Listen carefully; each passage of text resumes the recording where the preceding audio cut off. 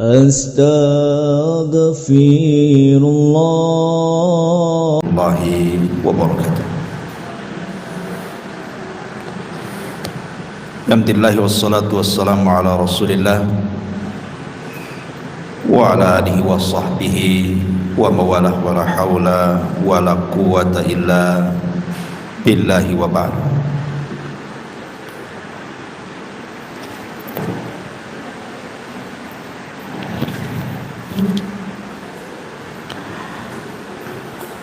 Baik, kita lanjutkan kajian kita, masih membahas tafsir singkat dari surah-surah pendek dalam juz Amma, dan kita masuk pada surah Al-Buruj. Surah Al-Buruj ini secara tartib Al-Quran masuk pada surat yang ke-85 dengan jumlah ayat 22, jumlah huruf 459, dan jumlah kalimat 109, dan dia termasuk daripada surah Makkiyah.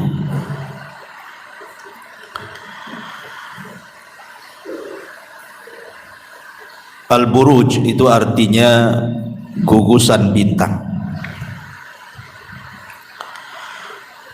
Di sini Allah Subhanahu wa taala memulakan surah Al-Buruj ini dengan sumpahnya was-samaa'i dzatil buruj, demi langit yang memiliki al-buruj.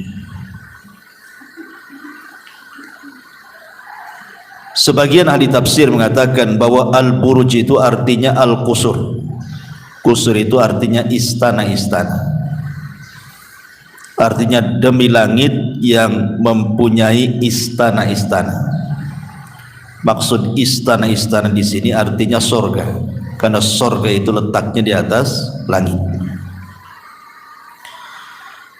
Ada yang mengatakan al-buruj itu artinya manazilul qamar. Jadi manazilul qamar itu tempat beredarnya bulan, demi langit yang mempunyai peredaran bulan.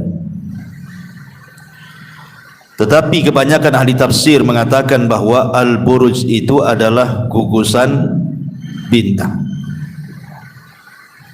Maka artinya demi langit yang memiliki gugusan bintang. Di dalam Al-Quranul Karim selalu Allah Subhanahu wa ta'ala banyak bersumpah dengan menggunakan langit. Kenapa? Karena langit itu salah satu makhluk Allah yang besar. Ketika Allah Subhanahu wa ta'ala berfirman di dalam ayat sebelumnya, baik surah Al-Infitar ataupun surah Al-Insyiqaq, di mana langit itu akan pecah dan didengar oleh orang-orang kafir Quraisy. Jadi pandangan mereka seolah-olah langit itu sesuatu yang hayyin, yang lemah, maka mudah terpecah gitu ya. Maka dalam suratul Buruj Allah ingin jelaskan bahwa langit itu sesuatu yang kokoh, yang memiliki bangunan-bangunan, yang memiliki peredaran-peredaran bulan, bahkan gugusan-gugusan bintang, bahkan bintang yang bertebaran. Itu saja bisa pecah apabila Allah berkehendak. Makanya Allah Subhanahu wa ta'ala ingin menjelaskan keagungan langit, satu di antara makhluk Allah yang sangat kokoh dan besar. Dan begitulah adat Al-Quran, tidaklah Allah Subhanahu wa ta'ala bersumpah dengan makhluknya kecuali makhluk itu memiliki keistimewaan dan juga keagungan. Dan langit memiliki keistimewaan bagi kita makhluk, karena kita dinaungi dengan langit. Kemudian yang kedua, Allah Subhanahu wa taala bersumpah wal yaumil mau'ud, dan demi hari yang dijanjikan. Tidak ada khilaf ahli tafsir tentang makna wal yaumil ma'ud. Maksudnya wal yaumi, dan hari al mau'ud yang dijanjikan itu artinya hari kiamat. Jadi Allah bersumpah dengan hari kiamat, di mana kelak manusia akan dikumpulkan pada hari kiamat untuk dihisab. Yang baik akan diberikan hisab yang baik, yang buruk juga akan diberi hisab yang buruk. Wa syahidi wa mashhud, demi yang menyaksikan, wa mashhudin, dan demi yang disaksikan. Di sini ada dua kalimat, syahid dan juga mashhud. Al-Imam At-Tabari rahimahullahu ta'ala menyebutkan beberapa penafsiran para ulama, dan begitulah Imam Tabari terkadang kalau mentafsirkan sebuah ayat yang memiliki banyak makna, maka semua makna bisa digunakan, karena sifat khilaf dalam Al-Quran itu bukan seperti sifat khilaf dalam fikih. Kalau dalam fikih disebut tadad namanya, perselisihannya itu terkadang kontradiktif, yang satu mengatakan halal, yang satu tidak, yang mengatakan satu bid'ah, satu tidak, satu sunnah, satu boleh, satu tidak boleh. Itu namanya kontradiktif. Khilaf dalam masalah fikih kan seperti itu. Ulama ini membolehkan, yang sana pula tak membolehkan. Tapi kalau khilaf dalam penafsiran, lafad-lafad Al-Quran itu saling menguatkan satu dengan yang lain, bisa dipakai semuanya maksudnya. Jadi kalimat syahid ini ada dua makna. Pertama, makna syahid itu artinya hadir. Makanya ada istilah fulan syahidal ma'rakah, si fulan menyaksikan perang, artinya hadir dalam peperangan, dia ikut berperang di situ, jadi badannya ada di lokasi. Tapi ada juga yang mengatakan syahid itu maknanya artinya memberikan persaksian, seperti di persidangan, kemudian hakim meminta saksi untuk dihadirkan supaya bisa menjadi saksi kepada orang yang sudah ditersangkakan. Itu disebut syahid juga, syahid di pengadilan. Bagi pendapat yang pertama, kalau yang dimaksud syahid di sini artinya hadir di sebuah tempat dan menyaksikan, maka maksud di syahid ini ada beberapa penafsiran. Pertama, maksud syahid di sini artinya manusia, wa mashhud artinya hari Jumat. Jadi mereka hadir, manusia itu berkumpul di hari Jumat. Penafsiran yang kedua, syahid di sini artinya jemaah haji. Dan mashhud ini ada yang mengatakan hari nahar, hari penyembelihan kurban, ada juga mengatakan hari Arafah. Jadi manusia yang menyaksikan hadir pada hari Arafah yang sedang haji, ataupun manusia yang sedang haji yang hadir di Yaumin Nahr, pokoknya seputar haji. Ada juga yang mengatakan syahid di sini artinya orang yang berkumpul hadir saat salat Id. Masyhud itu artinya salat Id. Jadi orang-orang yang hadir pada salat Id. Jadi di sini Allah Subhanahu wa taala bersumpah dengan jemaah haji yang hadir di padang Arafah, atau jemaah haji yang hadir di Yaum An-Nahr, hari penyembelihan, ataupun jemaah yang hadir di hari Jumat, atau jemaah yang hadir saat salat Id, atau sebagian ulama juga mengatakan syahid di sini artinya manusia yang akan berkumpul, wal mashhud itu artinya hari kiamat. Jadi manusia akan hadir semuanya di hadapan Allah pada hari kiamat. Ini satu penafsiran. Kalau yang dimaksud syahid di sini artinya hadir, ada orangnya di situ. Tetapi kalau yang dimaksud syahid di sini artinya seseorang yang bersaksi untuk orang lain, Maka yang dimaksud syahid di sini artinya Nabi SAW, dan masyhud ini artinya umatnya. Atau yang dimaksud syahid ini adalah para nabi, para rasul, dan masyhud ini artinya para umat-umat nabi dan umat-umat rasul. Atau yang mengatakan syahid di sini artinya umat Islam, dan masyhud itu artinya umat-umat sebelum Islam. Jadi umat Islam akan menjadi saksi bagi umat-umat sebelum Islam, seperti yang diriwayatkan dalam sebuah hadis tentang Nuh alaihi salatu wassalam nanti pada hari kiamat akan dipanggil di hadapan Allah, dan umatnya pun akan dipanggil di hadapan Allah. Kemudian Allah Subhanahu wa taala akan mengatakan, "Ya Nuh, sudahkah kau sampaikan risalahku kepada umatmu?" Kata Nuh, "Sudah." Maka Allah mengatakan kepada umatnya, "Betul, Nuh sudah menyampaikan risalahku kepada kalian." Kata umatnya, "Kadzaban, Nuh sudah berdusta, belum ada dia menyampaikan sesuatu." Kemudian Allah mengatakan, "Ya Nuh, lihat umatmu tidak ada yang mengatakan kau sudah menyampaikan. Adakah kau saksi?" Maka berdirilah umat Islam, umat Nabi SAW, dan mengatakan, "Kami semua menjadi saksi bagimu, wahai Nuh." Maka Allah mengatakan, "Bagaimana kalian bisa jadi saksi? Bukankah zaman kalian dengan zaman Nuh itu berbeda? Kau tidak menyaksikan bagaimana Nuh berdakwah?" Maka umat Nabi SAW yang beriman mengatakan, "Ya, karena yang menyampaikan Nuh risalahnya kepada umatnya itu adalah kamu sendiri." Maksudnya Allah sendiri dalam Al-Quran, karena kita umat Islam membaca Al-Quran, dan dalam Al-Quran dijelaskan bagaimana Nuh berdakwah kepada umatnya, bagaimana Lut, bagaimana Syuaib, bagaimana Saleh, dan begitu seterusnya. Jadi kita menyaksikan, menjadi saksi bagi Nuh itu, walaupun kita tidak hadir di lokasi, tetapi kita membenarkan Nuh karena dia seorang nabi. Tidak mungkin dia berdusta. Dan Allah menghabarkan dalam Al-Quran bahwa Nuh sudah menyampaikan risalahnya. Karena seorang nabi tidak mungkin berdusta. Sama seperti Rasul. Di zaman Rasul itu, Rasul ada transaksi jual beli kuda. Rasul melakukan transaksi jual beli kuda. Akhirnya tawar, dapatlah harga sekian. Kata Nabi SAW, "Kalau begitu besok datangkan kudamu dan saya akan berikan uang kuda."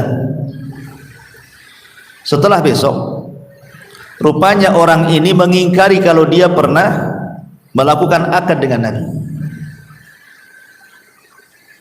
Kata orang ini, kata Nabi SAW, "Mana kudamu? Bukankah kita sudah akad kemarin?" Kata orang ini, "Enggak, aku enggak pernah akad dengan kamu." Karena maunya dia merubah harga, ya, maunya naikkan harganya. Kata Rasulullah, "Kemarin kita sudah akad." Kata orang ini, "Belum." "Sudah belum?" Akhirnya ada seorang sahabat namanya Huzaimah ibn Thabit radhiyallahu anhu. Huzaimah ibn Thabit. Kata Huzaimah, "Iya, Rasul SAW sudah melakukan akad denganmu." Kata Rasul, melihat Huzaimah, "Ya Huzaimah, kenapa kau jadi saksi? Bukankah kemarin kau tidak ada? Engkau jadi saksi untuk apa? Kemarin kan kau enggak menyaksikan akadku." Kata Huzaimah ibn Thabit, "Ya, karena tidak mungkin seorang nabi berdusta. Buat apa berdusta urusan kuda?" katanya. Maka Nabi SAW akhirnya melihat kecerdasan Huzaimah, menjadikan persaksian satu orang menjadi dua orang di Huzaimah.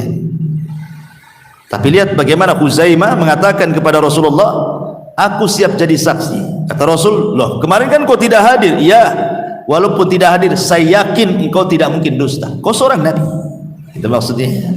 Jadi walaupun umat Islam tidak menyaksikan di zaman Nuh alaihi salatu wassalam bagaimana Nuh menyampaikan atau tidak menyampaikan, kita yakin Nuh menyampaikan. Maka syahid di sini artinya kaum muslimin, umat Islam, dan masyhud itu artinya umat-umat sebelum Islam. Atau syahid dan masyhud ini ditafsirkan ayat setelahnya.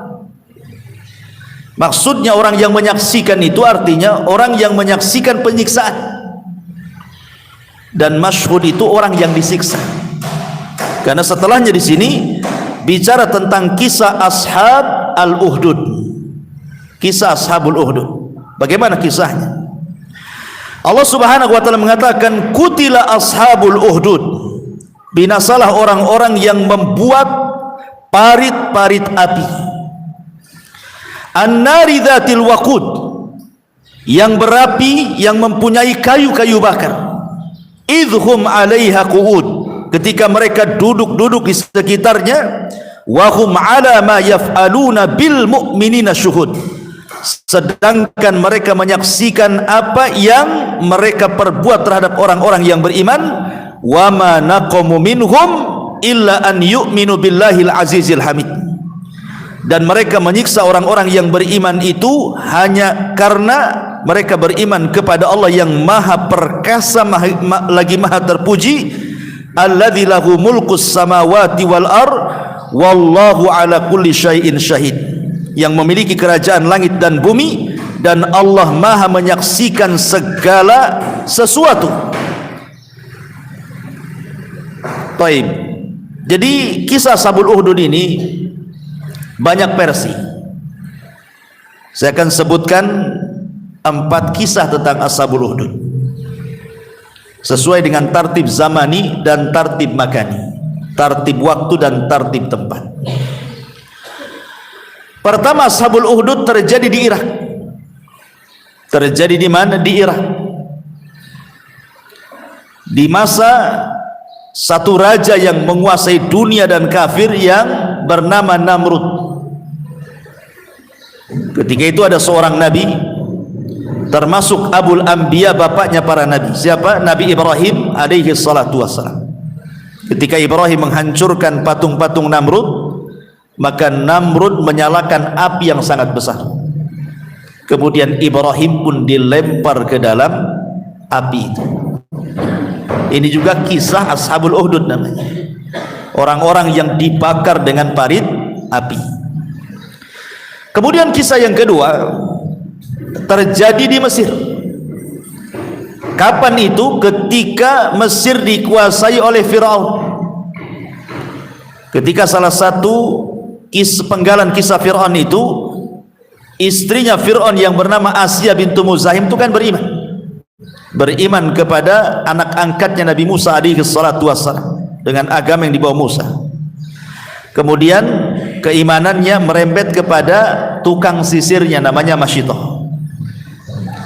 Lah ketika Masyitoh ini menyisir salah satu putri anak Fir'aun ini, jatuh pula sisirnya.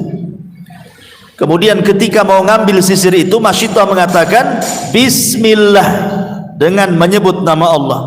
Anak putri Fir'aun bertanya, siapa yang dimaksud Allah itu? Kenapa kau sebut-sebut?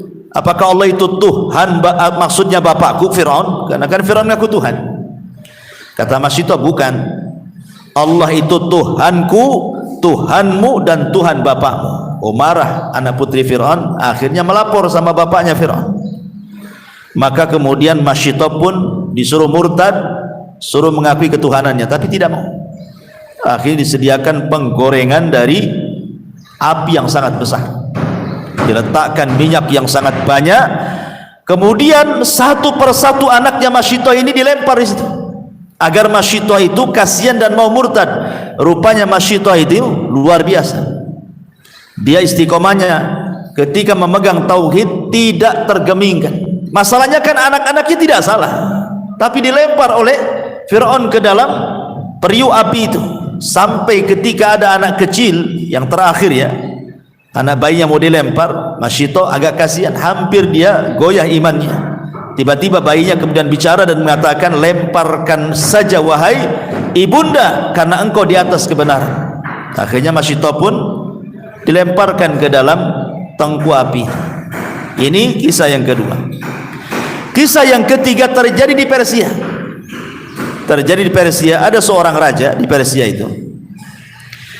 Dia berzina dengan anak putrinya, kemudian hamil dan punya anak. Raja ini, raja Persia ini, dia berzina dengan salah satu putrinya, kemudian hamil dan punya anak. Karena takut terbongkar aibnya, otomatis kan malu. Akhirnya kemudian sang raja ini meminta seluruh para padri, para pendeta-pendeta itu untuk menghalalkan pernikahan antar mahram.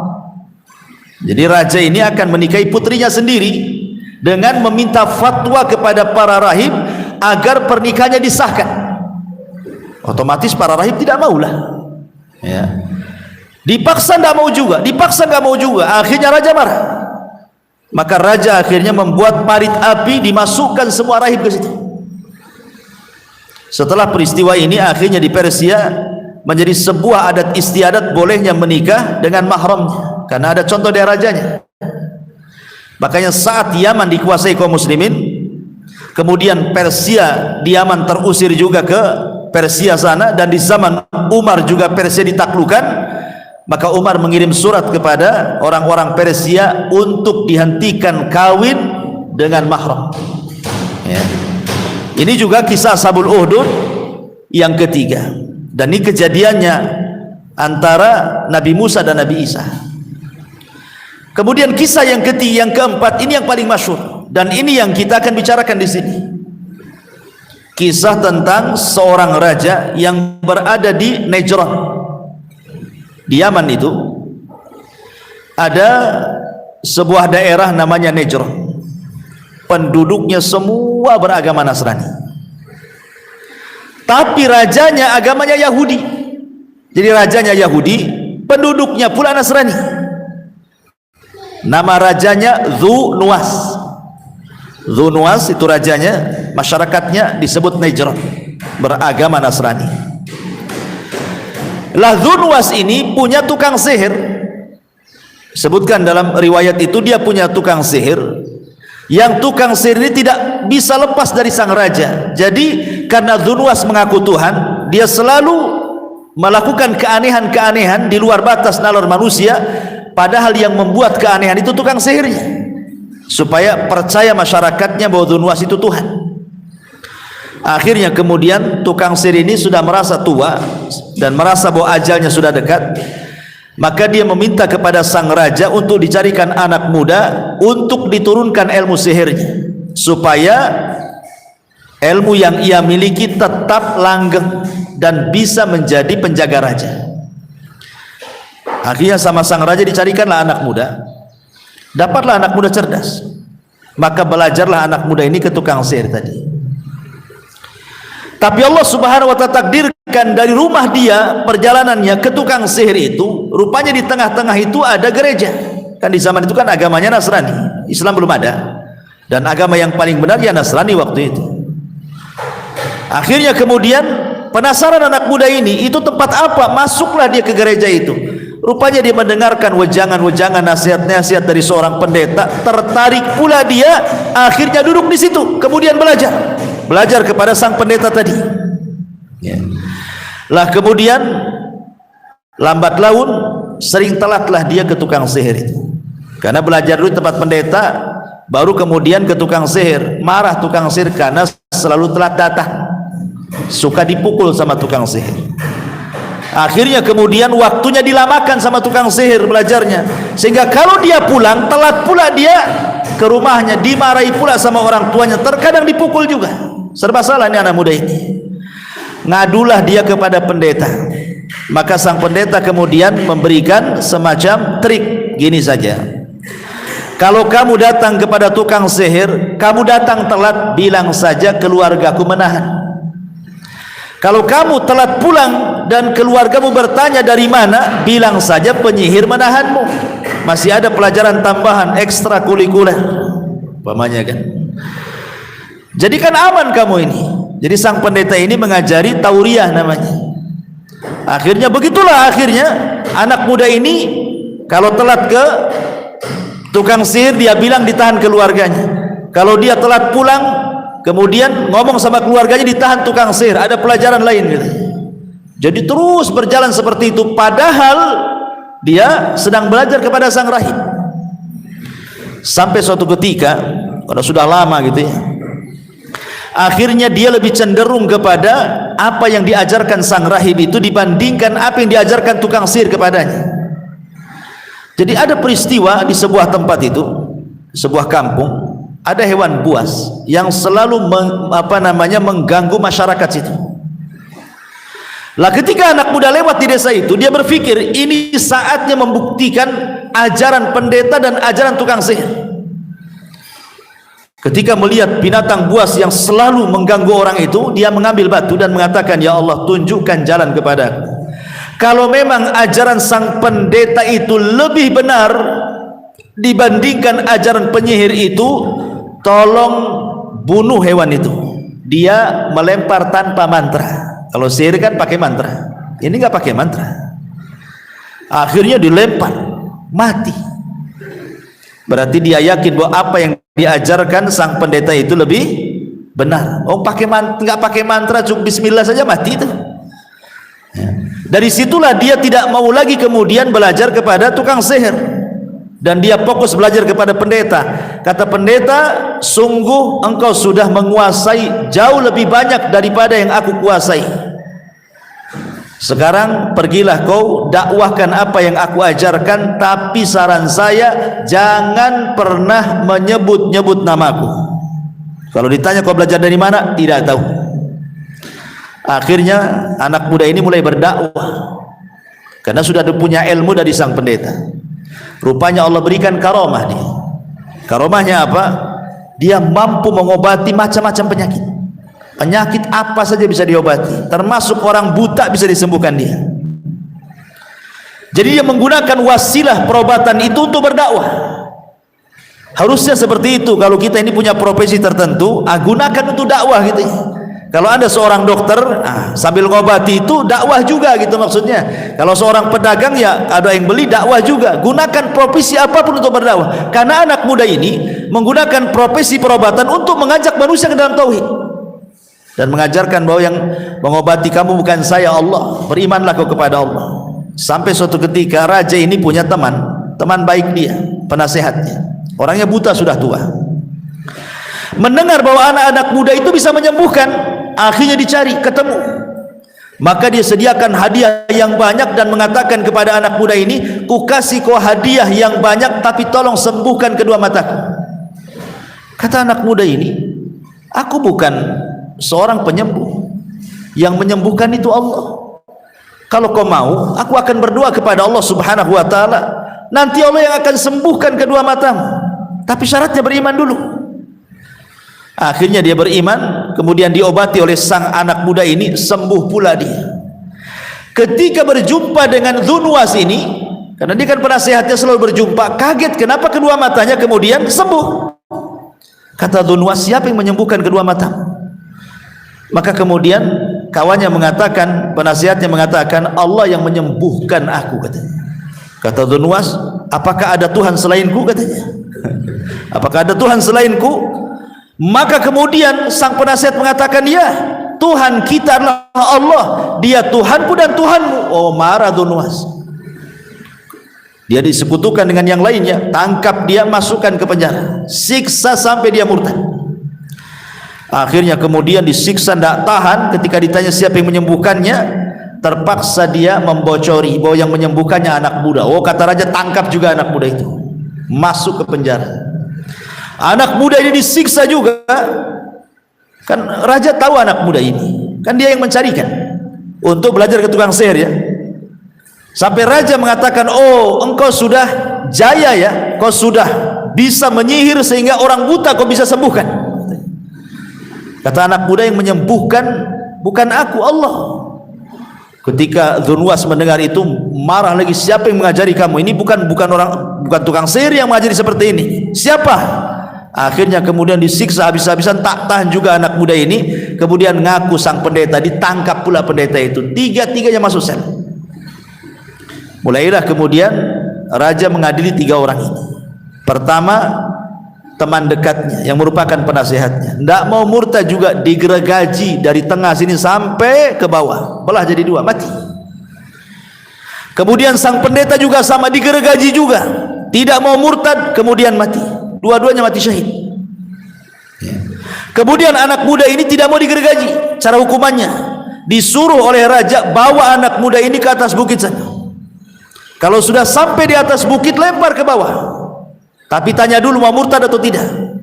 Kalau tidak mau murtad, lemparkan. Kalau murtad, selamatlah dia. Rupanya kemudian diborgol, diikat, dibawa oleh pasukan raja ke atas bukit yang paling tinggi di Najran itu. Selama perjalanan anak muda ini berdoa, Allahumma kfinihim ma syi'ta. Ya Allah, lindungi aku, terserah caranya gimana. Itu doanya. Allahumma kfinihim, ya Allah cukupkan aku dari mereka, ma syi'ta, sesuai dengan kehendakmu. Akhirnya tiba-tiba ketika sampai di atas bukit, terjadi gempa pula tuh gunung itu, lini, semua pasukan raja berjatuhan mati semua, nggak ada yang tersisa. Anak muda ini pula selamat. Kemudian anak muda ini menghadap raja, ditanya, "Lah mana pasukanku?" Kata anak muda ini, "Semua mati kecuali aku," katanya. Marah sang raja, tangkap lagi anak muda ini, borgol, bawa ke tengah lautan katanya. Lemparkan saja. Sebelum dilempar tanya dulu mau murtad atau tidak. Dilempar akhirnya ke lautan, ditaruh di sampan, dikawal oleh banyak sampai ke tengah lautan. Anak muda ini berdoa lagi, Allahumma kfinihi ma syi'ta. Ya Allah lindungi aku, terserah kamu caranya gimana. Akhirnya kemudian datang ombak menghantam kapal itu, pecah, berserak, semua prajurit tenggelam. Anak muda pula diselamatkan Allah, masih hidup dia. Ngadap lagi ke raja, raja bingung, kok kamu belum mati katanya. Ya, semua prajuritmu mati kecuali aku katanya.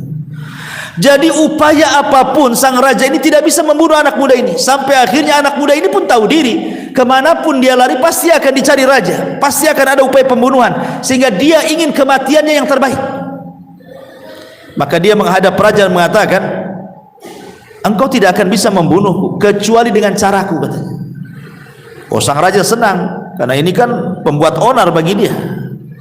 Bagaimana caranya? Cepat kasih tahu biar cepat dibunuh katanya.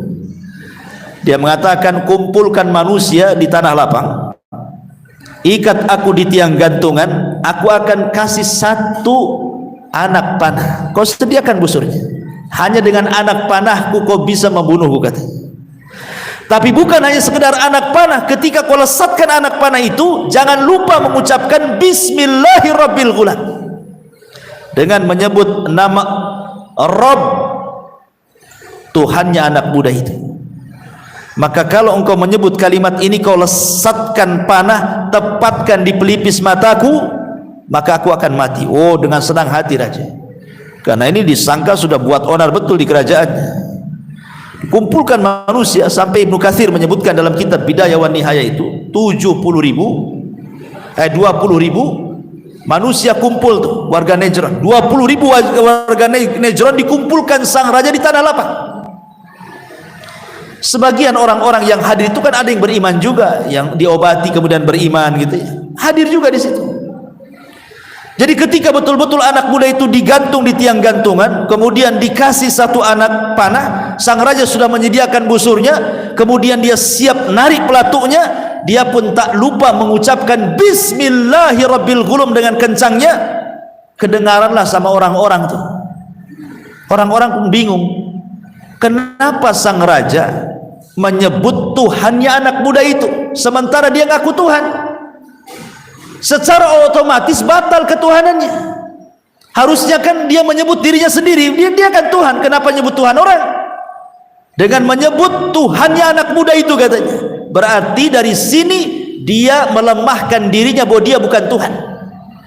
Ketika anak panah itu melesat kena pelipisnya, matilah anak muda itu. Satu lapangan 20.000 itu tiba-tiba berteriak, amanna bi rabbil ghulam, kami beriman dengan Rabbnya si fulan. Makin stres raja ya.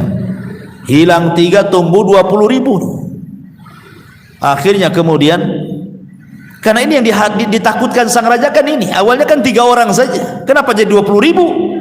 Itulah kehendak Allah subhanahu wa ta'ala, hendak menghancurkan sebuah kebatilan dan menampakkan kebenaran. Akhirnya kemudian sang raja emosi, marah, tutup gerbang. Di gerbang ditutup, tidak bisa keluar orang 20.000 itu dari lapangan itu. Buat parit api, masukkan satu persatu ke parit api itu, suruh mereka murtad dulu, kalau tidak masukkan, kalau murtad selamatkan. Dibuat parit api besar-besar, kemudian dilempar satu persatu. Raja dan orang-orangnya ini menyaksikan dengan senangnya. Senang dia menyaksikan orang diadab. Coba salahnya apa orang itu? Orang itu hanya mengatakan kami beriman, kok tiba-tiba dimasukkan ke parit api coba. Akhirnya kemudian satu, terakhir ada seorang wanita yang sedang menggendong bayi juga. Hampir-hampir wanita ini ragu-ragu, tapi anaknya bicara persis seperti kisah Masyitoh itu. Tiba-tiba ia mengatakan, lemparkan saja badanmu wahai ibu, fa innaki alal haq, engkau di atas kebenaran. Akhirnya masuk juga dia. Tidak ada yang selamat ya. Semua mati kecuali satu orang. Ini semua karena Allah tidak mungkin membiarkan orang zalim. Wala tahsabannallaha ghafilan amma ya'malu zalimun. Jangan kau kira Allah lalai dari perbuatan orang zalim. Allah enggak lalai. Selamat satu orang, lari dia. Lari ke mana? Ke Syam. Saat itu Syam adalah kerajaan besar Nasrani. Disitulah Romawi. Kerajaan besar Romawi gitu ya. Najran ini kerajaan kecil, Syam ini kerajaan besar. Lari dia, ngasih tahu bahwa saudara-saudara dia yang sesama Nasrani dibantai oleh raja Yahudi namanya Dzunwas. Akhirnya kemudian karena jauh antara jarak Syam ke Najran, maka raja Romawi mengirim surat ke mana? Ke koleganya yang ada di Ethiopia, Najasyi. Tentu bukan Najasyi di zaman Rasul yang masuk Islam, Najasyi yang sebelumnya. Disuruh untuk membawa pasukan besar, hancurkan Najran sehancur-hancurnya, bunuh Dzunwas. Akhirnya kemudian dikirimlah pasukan dari Najran, dikirimlah pasukan dari Ethiopia, dari negeri Habasyah, pasukan yang sangat besar dipimpin oleh dua jenderal, yang satu disebut Riyad, yang satu disebut Abrahatul Asram. Disinilah muncul nama Abraha yang kelak akan menghancurkan Ka'bah itu diserang oleh burung ababil. Maka dikirim Abraha dengan Riyad, dihancurkanlah Najran, rajanya dibunuh. Akhirnya kemudian Riyad berkuasa di Najran, kemudian Riyad dibunuh Abraha, padahal sesama jenderal itu. Maka Abraha yang menguasai Najran, yang kemudian menguasai Yaman ya. Dan itu ceritanya nyambung ke Ashabul Fil. Tapi di sini adalah bagaimana ketika kemudian orang-orang yang beriman kepada anak muda itu dilempar satu-satu ke parit api itu.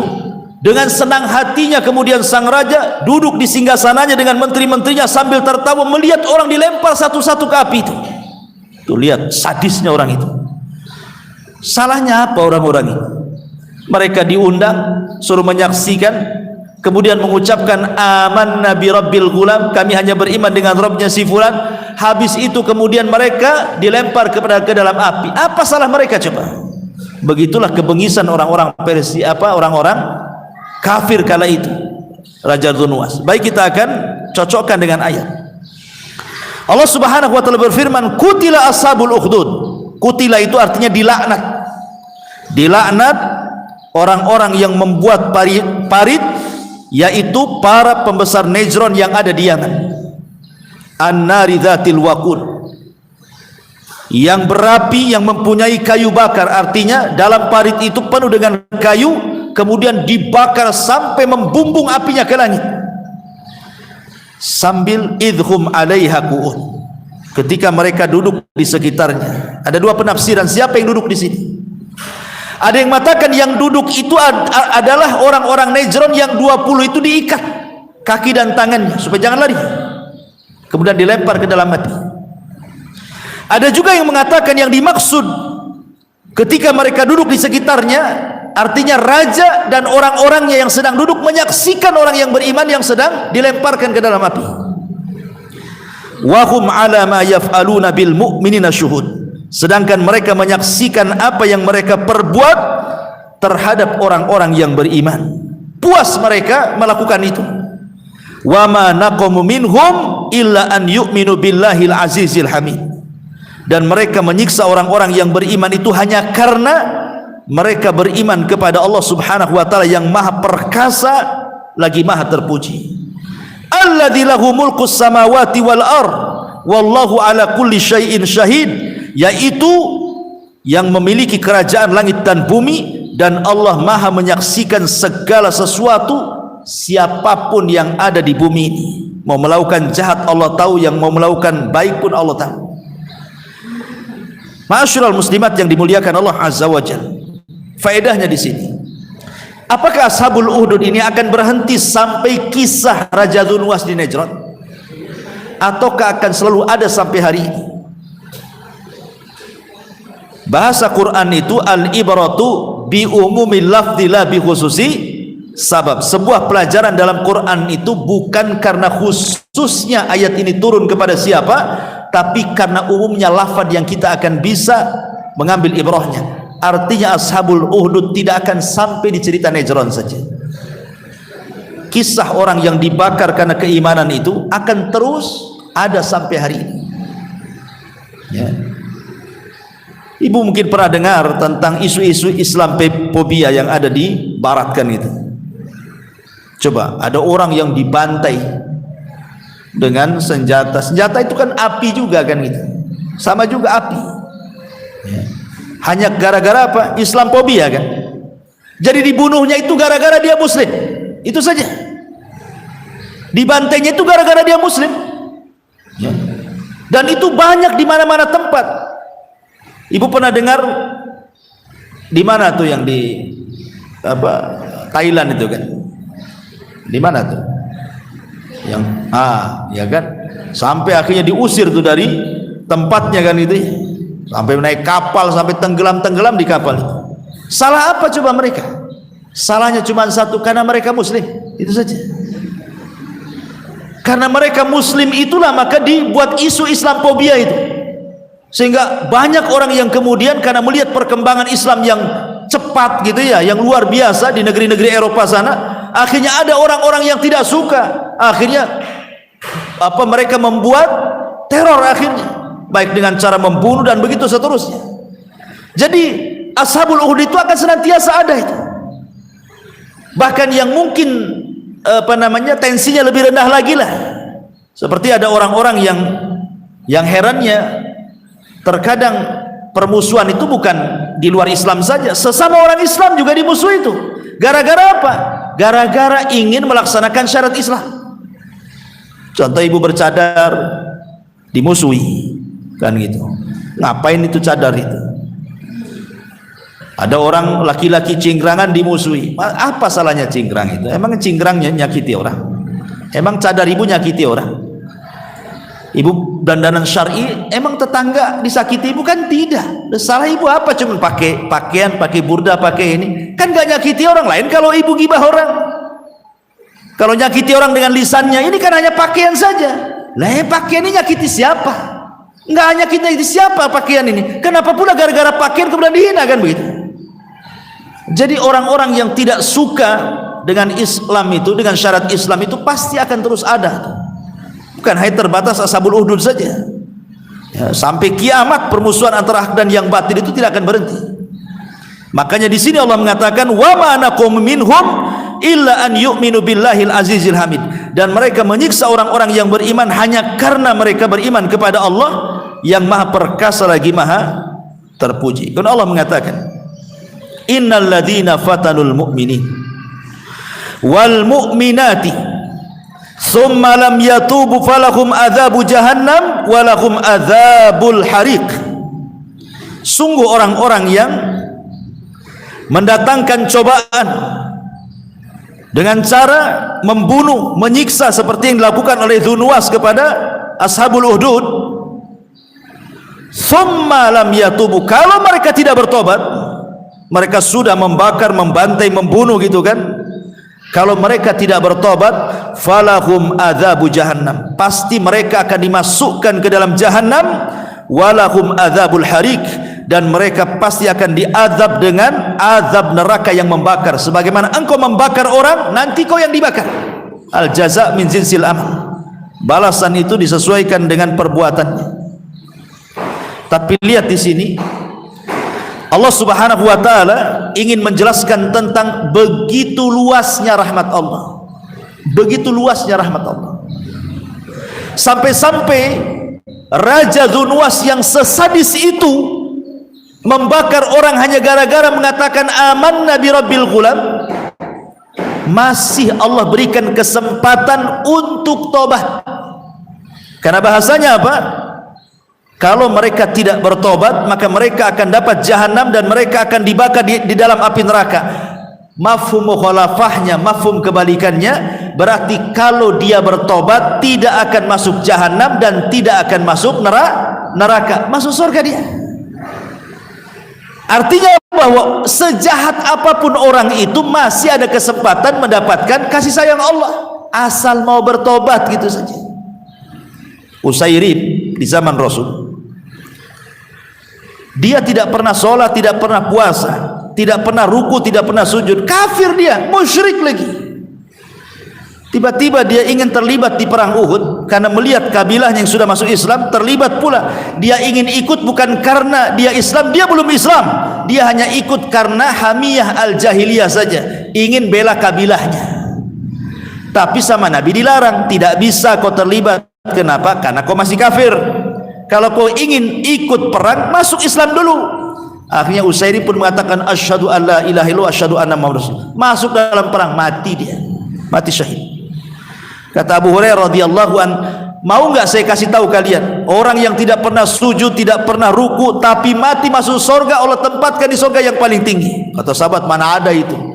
Kata Abu Hurairah, ya ada, dialah Usairib. Ya. Seumur hidup dia di atas kesyirikan, kemudian syahadat satu kali, mati syahid dia. Rahmat Allah lebih luas dibandingkan kemurkaan. Ketika dia masih musyrik, berapa pelanggaran coba setiap hari dia menyekutukan Allah. Tidak ada dosa yang lebih besar daripada kesyirikan.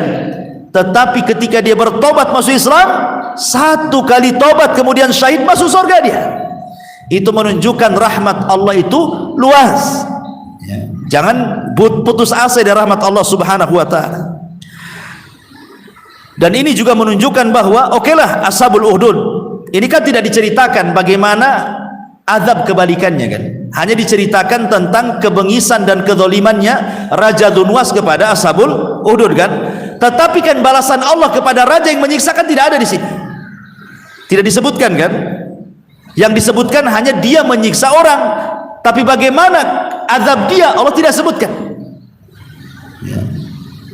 Makanya Allah subhanahu wa ta'ala mengatakan terkadang ada orang zalim, dia melakukan kezaliman, dia kalahkan orang-orang, orang itu sampai sakit hati, sampai terusir, bahkan sampai mati gara-gara dizalimi umpamanya kan. Tapi Allah biarkan saja dia yang zalim itu, sehat badannya, banyak uangnya, nyantai saja hidupnya, padahal sudah zalimi orang. Ya, mak kencang kali. Tolong itu yang ketak-ketuk tuh dikurangi suaranya. Ya. Jadi orang ini, kalaupun dia tidak mendapatkan balasan karena kezalimannya di dunia, bukan berarti kemudian dia akan selamat di akhirat. Tidak di dunia, balasannya di akhirat, maksudnya begitu. Sebagaimana ini tidak disebutkan bagaimana balasan kepada yang menyiksa Ashabul Uhdud ini, ya kan? Tidak dijelaskan balasannya kan seperti apa kan? Makanya Allah subhanahu wa ta'ala jelaskan di sini, ketika mereka melakukan kebengisan seperti itu di dunia, kalau tidak tersentuh azab di dunia, maka Allah sudah sediakan jahanam dan juga neraka yang menyala-nyala. Tidak ada yang selamat dari Allah subhanahu wa ta'ala. Allah itu ketika memperlakukan hamba-hambanya dengan dua cara, satu bil adli dan dua bil fadli. Al adli wal fadli. Kalau dia bermuamalah dengan orang-orang kafir, maka Allah akan bermuamalah dengan orang kafir bil adli, dengan keadilannya. Tapi kalau Allah subhanahu wa ta'ala bermuamalah dengan orang-orang yang beriman, maka Allah bermuamalah bil fadli, dengan karunia dan keutamaannya. Makanya sorga diciptakan itu karena karunia dan karena rahmatnya. Neraka itu diciptakan karena keadilannya. Ketika orang kafir dimasukkan neraka, berarti dimasukkan karena keadilan Allah. Ketika orang-orang yang beriman dimasukkan ke dalam surga, itu karena karunia dan rahmatnya. Itu maksudnya. Jadi orang-orang kafir akan ada balasannya, tidak bisa dibalas di dunia, Allah balas di akhirat. Tetapi terkadang mereka dibalas dua-duanya. Di dunia mereka dibalas, di akhirat lebih dahsyat lagi. Ya. Kemudian Allah mengatakan, innal ladzina amanu wa amilus salihat lahum jannatun tajri min tahtihal anhar dzalikal fawzul kabir. Kebiasaan Al-Quran apabila menyebutkan tentang penduduk neraka, maka Quran pasti mengiringkan setelahnya penduduk sorga. Sekarang kita cerita ke Ashabul Uhdud. Lihat orang-orang Ashabul Uhdud itu yang beriman. Bisa apa mereka? Terikat, tidak bisa melawan, lemah. Mereka tidak punya salah, kemudian dimasukkan ke dalam api, kemudian mati. Kalah tidak? Kalah. Tetapi boleh jadi dia kalah di dunia tapi menang di akhirat. Allah masukkan mereka ke dalam surga. Itulah kemenangan yang nyata. Faman zuhzi'a 'anil nar wa udkhilal jannah faqad faz. Siapapun yang dikeluarkan dari api neraka dimasukkan ke dalam surga, itulah kemenangan yang sesungguhnya, kata Allah. Makanya di sini Allah mengatakan, innal ladzina amanu wa amilus salihat lahum jannatun tajri min tahtihal anhar dzalikal fawzul kabir. Sungguh orang-orang yang beriman dan mengerjakan kebajikan, mereka akan mendapatkan surga yang mengalir di bawahnya sungai-sungai. Itulah kemenangan yang besar. Ya, di dunia terkadang orang yang dizalimi itu nampaknya kalah, di akhirat dia menang. Di dunia ini terkadang orang yang dizalimi itu ada yang kasihan sekali, tidak bisa melawan dia. Diambil hartanya, diam saja. Ya. Kemudian dilucuti kehormatannya, diam saja. Dia hanya bisa menahan hatinya saja, tidak bisa melawan. Masalahnya orang yang zalim lebih kuat dibandingkan dirinya. Ya, di dunia boleh jadi dia kalah secara kasat mata loh ya, dia kalah. Tapi sebenarnya dia yang sedang menang. Kapan itu? Tidak menang di dunia, Allah menangkan di akhirat. Nanti Allah akan panggil dua-duanya, orang zalim dan orang yang dizalimi. Hei sini, kau dulu menzalimi saya. Mana pahalamu? Nih dosaku. Siapa yang menang, siapa yang kalah di sini? Nggak apa-apa orang yang dizalimi di dunia ini, hakikatnya dia sedang diangkat derajatnya di hadapan Allah Subhanahu wa taala. Makanya kalau bukan karena ada balasan di akhirat, tentu akan banyak merajalela kezaliman di dunia ini. Tapi karena ada balasan di akhirat, minimalnya ngerem. Hati-hati orang zalim, ada balasannya loh ya. Allah tidak tidur. Kemudian Allah mengatakan, menjelaskan lagi di sini, inna batsya rabbika lasyadid. Sungguh azab Tuhanmu lasyadid, sangat keras. Sebenarnya kalimat batsya dalam bahasa Arab itu azab yang keras, tanpa harus ada kalimat syadid, itu sudah keras. Jadi batsyu itu siksa yang keras artinya, ditambah dengan syadid makin keras gitu maksudnya. Kenapa Allah Subhanahu wa taala sampai mentaukidkan dengan kalimat syadid? Supaya menanamkan perasaan takut kepada kita. Ingat, balasan Allah itu sangat keras sekali, bukan main-main ya. Supaya ditanamkan rasa takut kepada kita. Innahu huwa yubdi'u wa yu'id. Sesungguhnya dialah yang memulai penciptaan makhluk dari sesungguhnya dialah yang memulai penciptaan makhluk, dan dia pula yang kelak akan menghidupkannya. Ingat bahwa kalian di dunia boleh, silahkan kalian berbuat zalim, tapi kalian akan dimatikan dan kelak akan dibangkitkan. Di situ ada hisab, kata Allah ya. Atau sebagian ahli tafsir mengatakan bahwa innahu yubdi wa yu'id itu artinya, dan sungguh dia memulai pengazaban. Nanti kalau sudah diazab, maka akan dikembalikan kepada semula dan diazab lagi. Seperti surah Nisa Allah mengatakan, kullama nadijat juluduhum badalnahum juludan ghairaha liyadzuqul adzab. Setiap kulit mereka dikelupaskan oleh Allah, Allah ganti dengan kulit yang baru, dikelupaskan lagi, Allah ganti dengan yang baru, sampai mereka merasakan azab. Itu makna yubdi wa yu'id. Sebagian ahli tafsir mengatakan seperti itu.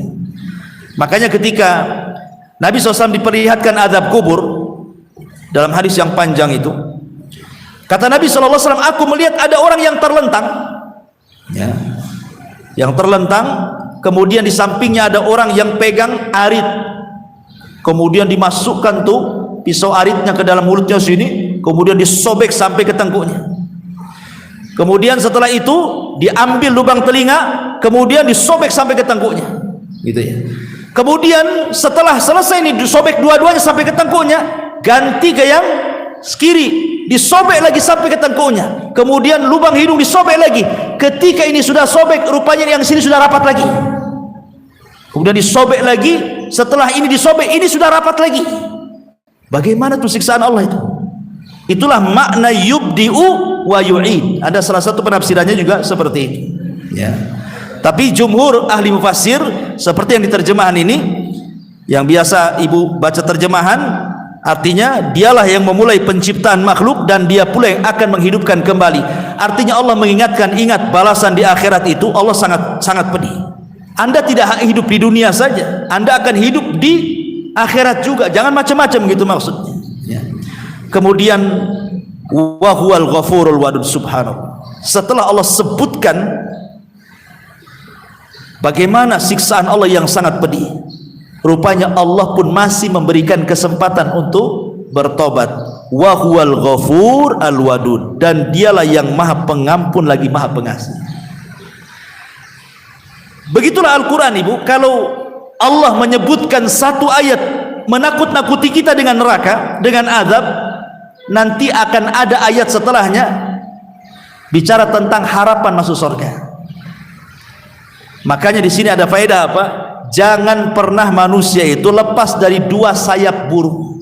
Satu perasaan takut, satu perasaan harap. Roja dengan takut ini jangan sampai hilang pada dada kita. Karena kata Imam Ibnul Qayyim, takut dan harap itu bagaikan dua sayap burung. Kalau hanya satu saja tidak akan bisa terbang. Kalau dua-duanya maka ibu bisa terbang, artinya ibu bisa berjalan dalam kehidupan ini stabil. Ibu tidak akan putus asa karena selalu diancam dengan adab, takut akhirnya putus asa.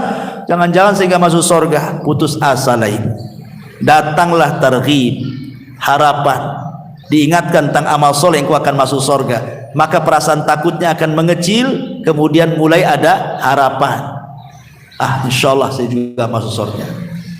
Tapi jangan kemudian berat keharapan terus, akhirnya dia maksiat, kan Allah kan maha rahmat katanya. Gak gitu juga kan itu ya. Ingat juga ayat-ayat tentang adab supaya seimbang akhirnya hidupnya kan. Sebab kalau memikirkan adab terus, putus asa dia. Kalau memikirkan rahmat terus, tak mau pula beramal dia. Makanya gak seimbang hidupnya. Dua-duanya baru seimbang. Al-khawfu war-raja. Kepalanya barulah al-mahabbah, rasa cinta kepada Allah Azza wa Jalla. Ghafur itu diambil daripada mighfar. Mighfar itu tutup kepala perang. Kalau orang pakai baju besi itu perang, ya kan? Nanti ada tutup kepalanya. Lah tutup kepala dalam bahasa Arab disebut mighfar, namanya penutup, ya. Jadi Ghafur itu artinya Allah, zat yang maha memaafkan. Setelah Allah maafkan, Allah tutup aibnya. Apa enggak indah tuh? Coba bayangkan, terkadang kita ini berbuat salah di siang hari, kemudian Allah tutup aib kita di malam hari. Kita berbuat salah pula di malam hari, Allah pula tutup aib kita di siang hari.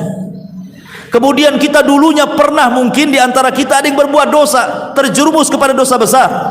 Mungkin dulunya ada yang pezina, mungkin dulunya ada yang penjahat, rentenir atau apa namanya kan. Kemudian Allah Subhanahu wa taala berikan hidayah, bertobatlah dia kepada Allah. Setelah Allah maafkan, Allah tutupi aibnya.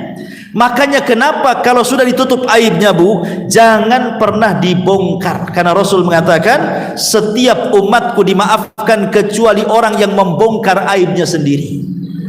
Jangan diceritakan yang lalu-lalu. Kalau ibu dulu waktu masih jahiliyah penuh dengan tato di badannya, yang sini buaya, yang sini macan, yang belakang tak apa-apa gitu ya. Dapat pula hidayah, belilah jubah panjang, kan tak nampak. Ustaz ada tato di sini, pakai kaos tangan. Ustaz di jari, jangan yang belah kaos tangannya, yang penuh. Kan gitu ya. Supaya enggak nampak gitu ya. Lah kalau sudah nampak kan orang melihatnya, oh ibu ini orang baik-baik. Alhamdulillah Allah tutup aibnya. Jangan pula ditampak-tampakkan supaya orang tahu saya ini mantan apa gitu. Ngapain? Sengaja dibuka-buka betisnya tuh, ada kupu-kupu tuh di bawah tuh. Ini dulu saya, ini dulu katanya. Apa yang tidak perlu? Ya. Karena Allah sudah tutup aibnya. Itulah namanya Ghafur. Allah maafkan, habis itu Allah tutup. Beda dengan kita. Ada orang yang berbuat salah kepada kita, kita maafkan, tapi kita omongin juga sama orang. Kan itu ya. Saya maafkan sih, tapi kesal juga saya sama dia. Itulah kita nggak ada sifat Ghafur. Memaafkan dia, tapi ngomongin lagi sama orang. Itu sebenarnya nggak memaafkan, belum ikhlas dia itu. Kemudian Al-Wadud. Al-Wadud itu maksudnya maha penyayang, Al-Mahabbah, cinta. Wadud itu artinya cinta. Jadi Allah itu sudah maafin, nutup aib kita pula, cinta pula dengan kita. Walaupun ibu berbuat salah seumur hidup, berbuat tobat satu kali cukup merubah benci jadi cinta. Itulah hebatnya Allah. Ya. Bisa dalam sekejap merubah benci jadi cinta. Kita tidak bisa kayak gitu, Bu. Ibu saya sakiti tiap hari, Bu, ya kan? Udah lama, 50 tahun saya sakiti, saya minta maaf. Kira-kira, Bu, berubah nggak benci jadi cinta? Tidak. Yang ada benci kuadrat. Apain kau nampak hidung batang pula di sini? Bagus kau pergi. Padahal datang meminta maaf itu. Tak ada maaf bagimu. Kalau kaca itu ibarat kaca pecah, nggak bisa ditempel katanya. Pakai solasi pun masih nampak retaknya katanya. Jadi ada orang yang kayak gitu. Tapi Allah itu Wadud, betul-betul bisa merubah benci jadi cinta. Sebesar apapun dosa, kalau sudah bertobat selesai, Allah cinta dengan dia. Kemudian Allah mengatakan Dzul Arsyil Majid, yang memiliki arasy lagi maha mulia. Dzu itu artinya sahib, pemilik. Arasy itu artinya makhluk Allah. Lah Allah kan bukan hanya pemilik arasy saja. Bumi juga milik Allah, langit juga milik Allah, bintang, bulan, galaksi, kita juga milik Allah. Kenapa cuma arasy saja? Pemilik arasy. Bukan Allah pemilik segala-galanya. Ketika Allah Subhanahu wa taala hanya menyebut kalimat arasy, Allah ingin menunjukkan tentang keagungan arasy Allah Subhanahu wa taala. Karena dia makhluk yang paling besar dan yang paling dekat dengan Allah. Sudah besar, paling dekat dengan Allah. Makhluk itu semakin dekat dengan Allah, maka semakin baik. Makanya ketika kita sholat, ya, kita sholat jamaah nih, maka yang semakin dekat dengan imam itu lebih baik. Maka yang lebih jauh dari imam, maka tidak bagus. Makanya saf itu kan ambil yang paling dekat dulu. Umpamanya ini disuruh sebelah kanan dulu. Jangan nunggu habis sampai di sana kemudian diisi kiri. Ya, nanti timpang nanti. Maksudnya ini kalau sebelah kanan sudah ada 4 orang, cepat isi sebelah kiri 4 orang. Ya, karena ibarahnya yang dekat dengan imam gitu maksudnya. Ini sebelah kanan, kata Rasulullah, kanan diisi sampai. Ini kalau nggak ada ini teruslah sampai jalan tuh kanan. Sampai di mana kan itu? Kapan kirinya yang masuk? Ya. Jadi maksudnya dekat dengan imam. Itu saja dalam sholat seperti itu. Walillah matsalul a'la. Tentu bagi Allah permisalan yang jauh lebih agung lagi, yang lebih dekat dengan Allah. Makanya malaikat Amaratul Arsy itu kan dekat dengan Allah. Mereka lebih agung dibandingkan malaikat-malaikat yang di bawahnya. Maka arsy itu makhluk Allah yang paling besar, yang lebih dekat dengan Allah Subhanahu wa taala. Makanya Allah jadikan sebagai apa namanya? Dzul Arsyil Majid. Dia pemilik arsy. Coba kursi saja, Allah katakan wasi'at kursiyuhu samawati wal ardh. Kursinya Allah, tempat pijakannya Allah kursi itu meliputi langit dan bumi. Jadi kalau saya ibaratkan ibu ke padang pasir, ya, padang pasir itu sama dengan memandang laut, Bu. Nggak ada kayaknya kalau kita di padang pasir itu kayak tak ada celah lagi. Semua padang pasir kayak lautan aja. Mana ujungnya nggak nampak itu padang pasir. Sama dengan kita di tengah lautan. Ketika kita nengok itu mana ujungnya, pulau pun tak nampak. Begitulah orang di padang pasir. Kemudian ibu punya cincin nih, ambil cincin, letakkanlah di padang pasir.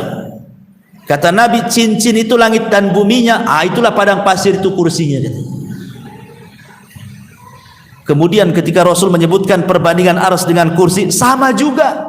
Ibu di padang pasir letakkan cincin, itulah kursinya. Arsy itulah padang pasirnya. Gimana yang menciptakannya? Allahu Akbar. Tentu Allah jauh lebih besar dibandingkan makhluknya. Dzul Arsy Al-Majid, yang maha mulia. Fa'alun lima yurid.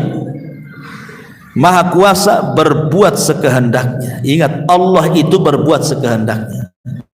Apa yang kita kehendaki, kalau Allah tidak berkehendak, tidak terjadi. Apa yang Allah mau, walaupun kita tidak mau, tetap terjadi. Yang Allah kehendaki pasti terjadi, yang Allah tidak kehendaki tidak akan terjadi. Kemauan manusia, betapa kerasnya pun orang bekerja, terkadang tidak terjadi cita-citanya. Padahal dia sudah keras itu, bekerja keras. Saya punya target 1 tahun sudah harus punya mobil, punya rumah. Kerjanya panting tulang dia, kepala di bawah, kaki di atas. Semana jalannya tuh ya. Keringat bercucuran, nggak kenal siang malam. Rupanya meleset, ngontrak lagi. Terkadang kemauan manusia itu hanya kemauan saja. Terkadang ada sisi lemahnya, tidak bisa dicapai keinginannya. Tapi kalau Allah punya mau, bu, fa'alun lima yurid, pasti Allah kun fayakun. Mau sekarang, kun fayakun. Itulah bedanya Allah dengan kita. Kita ini punya cita-cita sesuatu, terkadang terhalang karena sakit. Adalah mungkin umahat itu pengenlah gabung gitu, ngaji di sini gitu ya. Tapi karena stroke tak bisa dia melangkahkan kaki, otaknya aja di sini, badannya di rumah ya. Itu karena sakit, atau mungkin karena penghalang-penghalang yang lain. Pengen ngaji, suaminya tak boleh ya. Pengen begini, kata suaminya tak boleh. Atau mungkin pengen ngaji, suami boleh, anak-anaknya pula rewel. Ada saja alasan ya kan, halangan-halangan manusia itu. Tapi Allah tidak ada yang menghalangi dia. Kalau dia menghendaki sesuatu, kun fayakun. Idza aradallahu syai'an fa innahu yaqulu kun fayakun. Kalau Allah menghendaki sesuatu, Allah tinggal katakan kun fayakun, jadi maka jadi. Itulah makna fa'alu lima yurid. Dia, Allah bisa berkehendak dengan siapapun, dengan apapun. Maka jangan pernah macam-macam. Kalau bisa mengadab sesuka hati dia, atau masukkan ke surga suka hati dia. Hal ataka hadithul jun Fir'auna wa Thamud. Sudahkah sampai kepadamu berita tentang bala tentara penentang para nabi itu, wahai Muhammad? Di sini namanya istifham asyauq namanya. Syauq itu kerinduan. Jadi Allah Subhanahu wa taala hendak memberikan pertanyaan yang bentuknya itu merindukan jawabannya. Tahu enggak engkau ya Muhammad, bala tentara dihancurkan itu, yang mereka menentang para nabinya, seolah-olah Allah ingin menghibur nabi karena disakiti oleh orang-orang Quraisy gitu. Dan memang orang-orang kafir memang begitu tabiatnya, mereka menyakiti para nabi.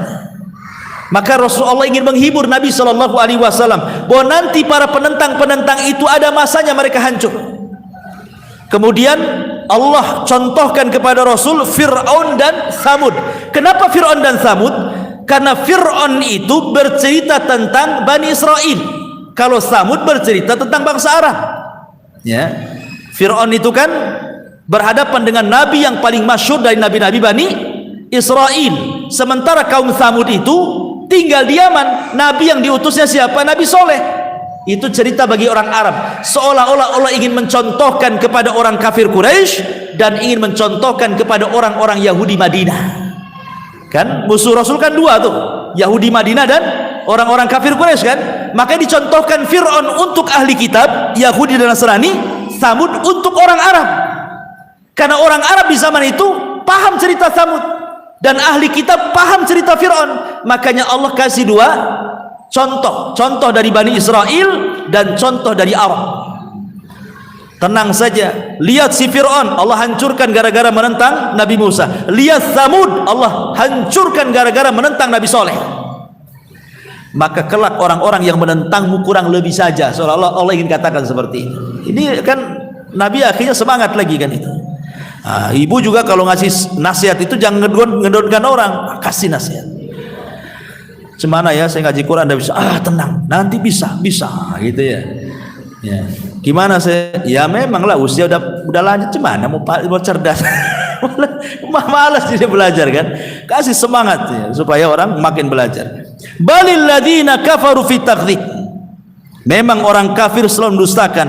Artinya dari dulu, sejak zaman kafirnya Nuh ya, orang-orang kaumnya Nabi Nuh, sampai kaum Nabi Saleh, kaum Nabi Hud, Nabi Syuaib, sampai kaum Musa, sampai kafirnya di zaman Rasulullah, semua sama, mereka suka mendustakan para nabi.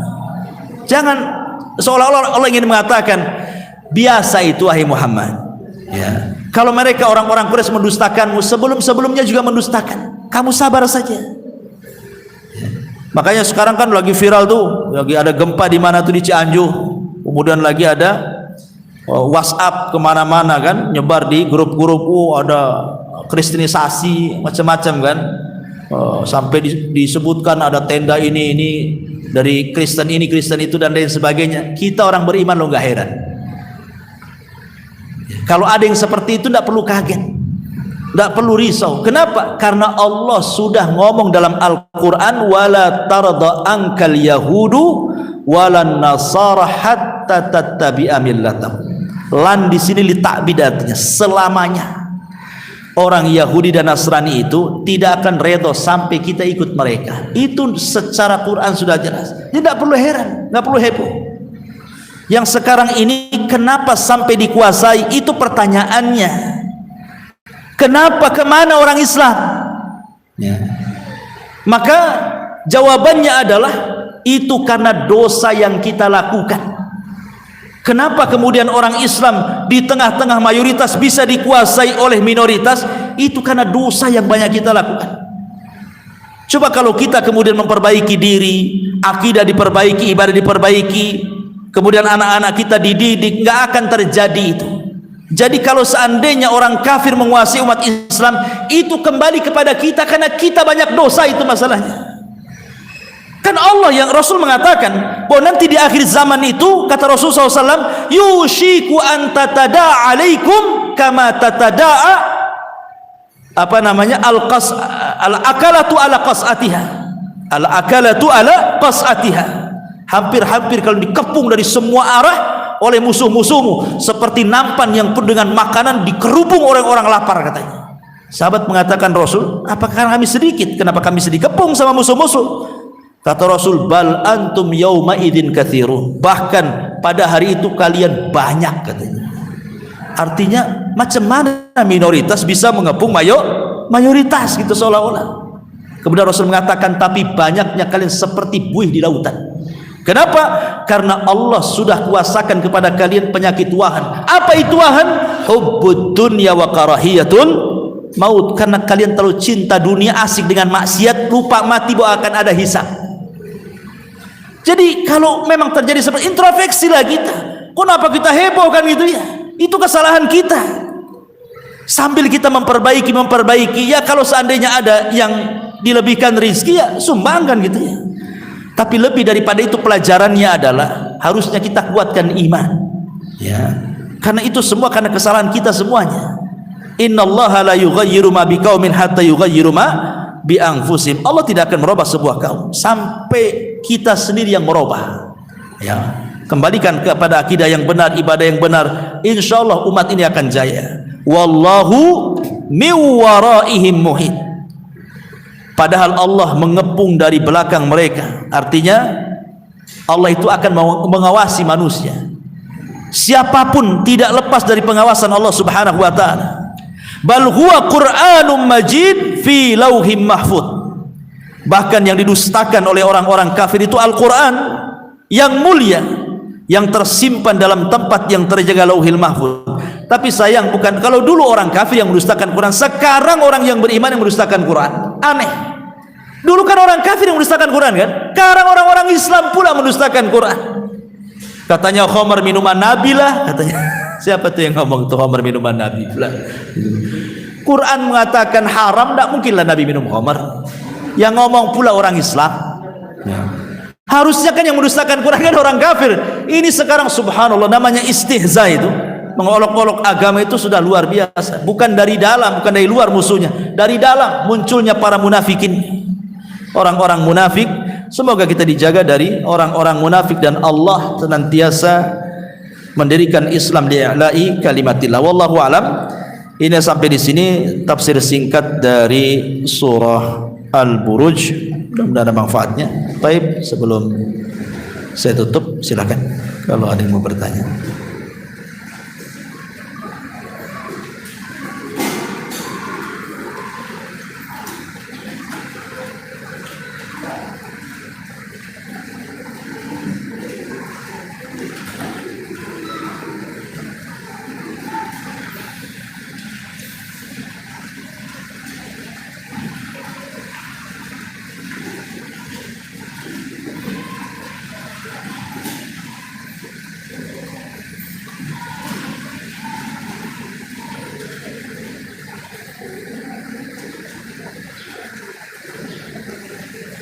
Oke.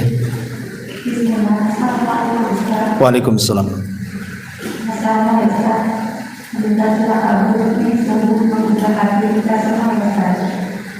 akan tanyakan Ustaz seperti ayat ketiga atau yang keempat tadi, yaitu kisah asal yang keempat, kisah soal yang istilahnya sederhana dengan seorang vaksin ya Ustaz.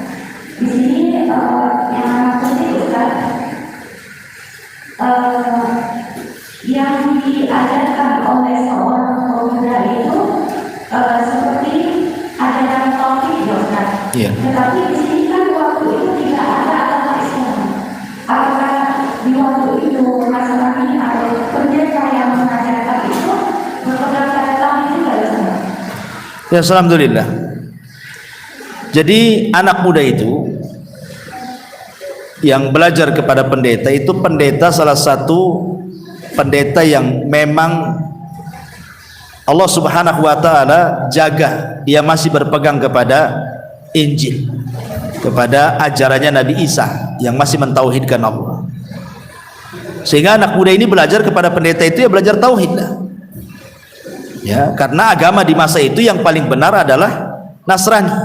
Kan belum ada Islam. Yahudi paling benar di zamannya.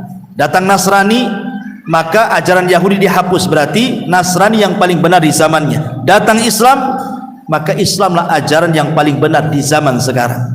Kan ada masa-masanya. Yahudi masa di zaman Nabi Musa, kemudian datang Isa selesai, datang Nasrani, kemudian datang Rasulullah, menghapus semuanya. Ya.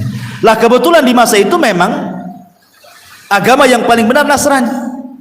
Makanya penduduk Najran itu kan agamanya Nasrani semuanya. Makanya anak muda ini belajar tauhid kepada sang pendeta. Rupanya kan otomatis kan berselisih paham. Satu sisi dia belajar sihir, syirik gitu ya. Satu sisi pula belajar tauhid, kan nggak nyambung, satu ke timur satu ke barat kan itu. Tetapi kemudian bagaimanapun ajaran Allah Subhanahu wa taala jauh lebih masuk di akal, lebih membawa ketenangan dibandingkan ajaran setan. Makanya anak muda ini lebih memilih ajaran Allah dibandingkan ajaran setan, ajaran tukang sihir.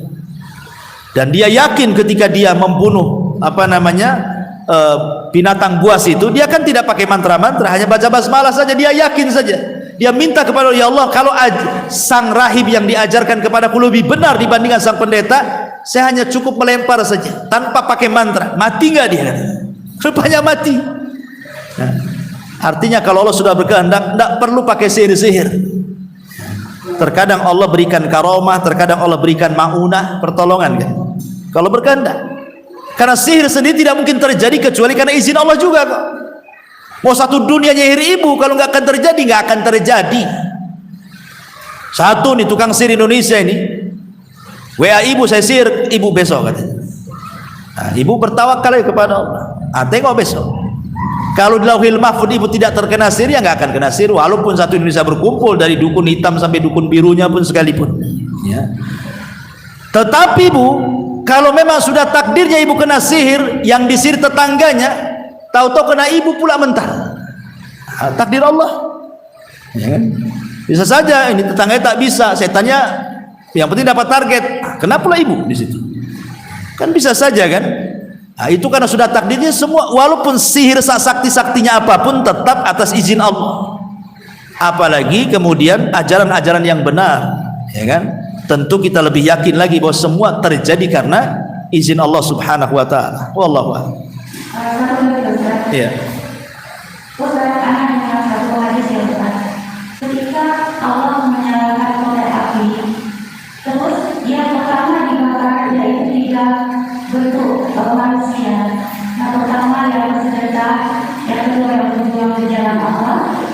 yang satu lagi yang Baca Quran. Orang baca Quran. ya, yang baca Quran. Yang anak-anak Ustaz, kan neraka itu terdiri dari 7 lapis. Bahkan yang letak paling yang keempat baru orang-orang Nasrani, baru orang-orang yang memang benar-benar tidak menyukai agama Islam. Yang katanya kenapa justru mereka yang tidak tadi yang di luar dibakar oleh Allah Subhanahu Wa Taala, sementara mereka juga masih ada kejadian ternyata. Sementara kalau orang-orang yang sudah bukan dari Islam, justru Allah akan bukan di keluarga yang pertama dibakar. Itu gimana Ustaz? Iya, alhamdulillah. Hadisnya berbunyi awal man tusyu'ira bihin nar. Yang pertama kali disentuh api neraka. Ingat bahwa umat Islam ini hisabnya paling depan dibandingkan umat-umat sebelum Islam.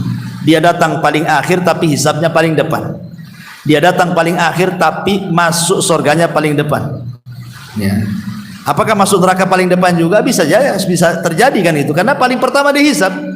Orang umat lain belakangan dihisab. Kenapa? Karena paling singkat hisabnya dibandingkan umat lain. Kenapa paling singkat? Ya umurnya juga singkat dibandingkan umat-umat sebelumnya. Kemudian kalimat tusyu'ir ini ancaman. Allah mengancam kepada para pelaku riya dari kalangan ahli sedekah, dari kalangan mujahid, dari kalangan ahli Quran, bahwa kalau mereka melakukan bukan karena Allah, karena riya, maka mereka terancam orang yang pertama disentuh api neraka. Tentu nerakanya bagi orang-orang yang beriman, bukan nerakanya bagi orang-orang kafir. Ya. Nerakanya orang-orang yang beriman akan berbeda dengan nerakanya orang-orang munafik. Nerakanya orang yang beriman akan berbeda dengan nerakanya orang musyrik, orang murtad, dan begitu seterusnya. Tentu nerakanya yang paling atas kan itu, karena sifat neraka itu paling bawah, paling jelek. Makanya darokat. Ya, darokat itu artinya kalau terjun bebas ke bawah, paling dalam tuh paling ngeri gitu maksudnya. Kalau surga itu sifatnya darajat. Darajat itu tangga ke atas, makin naik, makin indah. Nah, itulah bedanya. Jadi nerakanya orang yang beriman ya di atas. Nah, nerakanya orang yang kafir ya di bawah. Nah, nanti yang paling bawah sendiri adalah orang munafik. Yang paling bawah sendiri munafik, kemudian di atasnya murtad. Ya, orang murtad itu justru di bawah setelah munafik. Jadi munafik dulu baru orang murtad. Oh, bayangkan. Orang murtad loh. Dia masuk Islam, kemudian murtad. Nah, itu nerakanya di bawah tuh. Tapi yang paling bawah tentu orang munafik.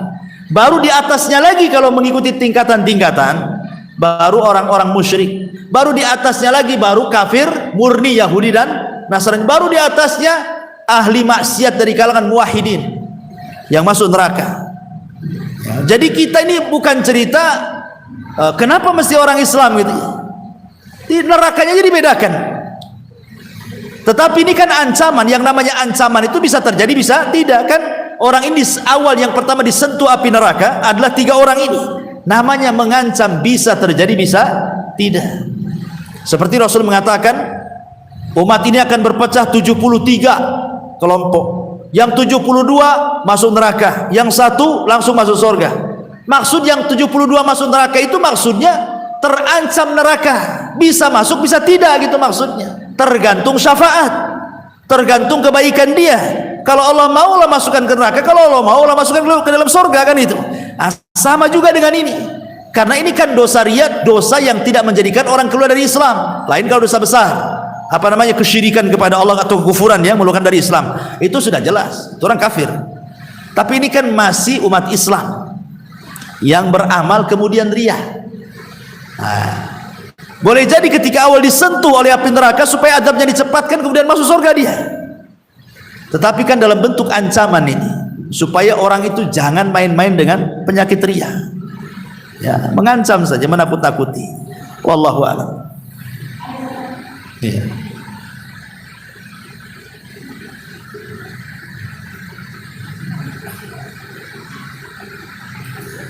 Bismillahirrahmanirrahim. Ya. Punya sifat khawatir terhadap Allah. Bapak Ustaz, contohnya ini amalnya kita diterima itu Ustaz, penyakit terhadap amalan dan dosa. Ya, alhamdulillah. Nggak apa-apa khawatir itu bagian daripada takut. Itu bagian daripada takut, supaya dengan ada perasaan itu makin diperbaiki lagi ibadahnya. Tapi jangan kemudian melampau sifat takutnya, akhirnya jadi putus asa. Ya. Boleh kita takut, tetapi jangan melampau. Makanya iringi dengan harapan tadi. Iringi dengan harapan. Ya, boleh jadi saya khawatir tidak diterima, makanya saya perbaiki dengan harapan diterima. Nah, jadi makanya takut dengan harapan jangan dibuang. Tetapi dalam kondisi sehat, kata ulama, sebaiknya perasaan takut lebih tinggi dibandingkan harap.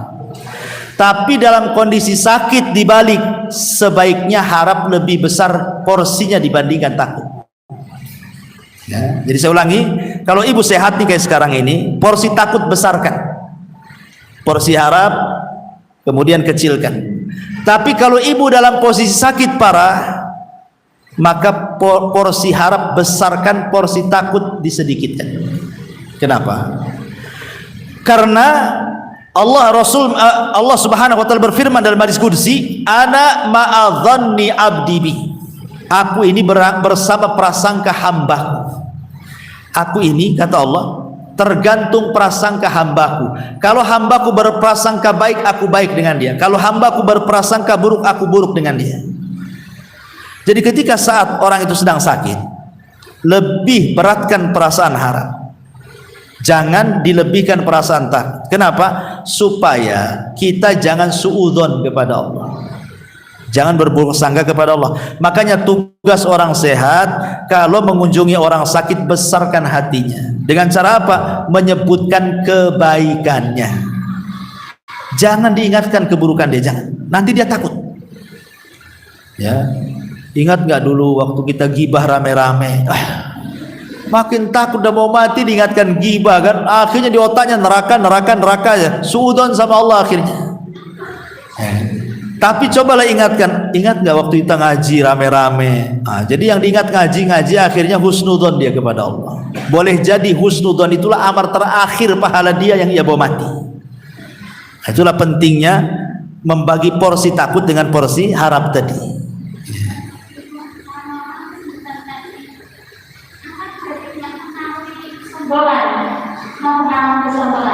Apanya?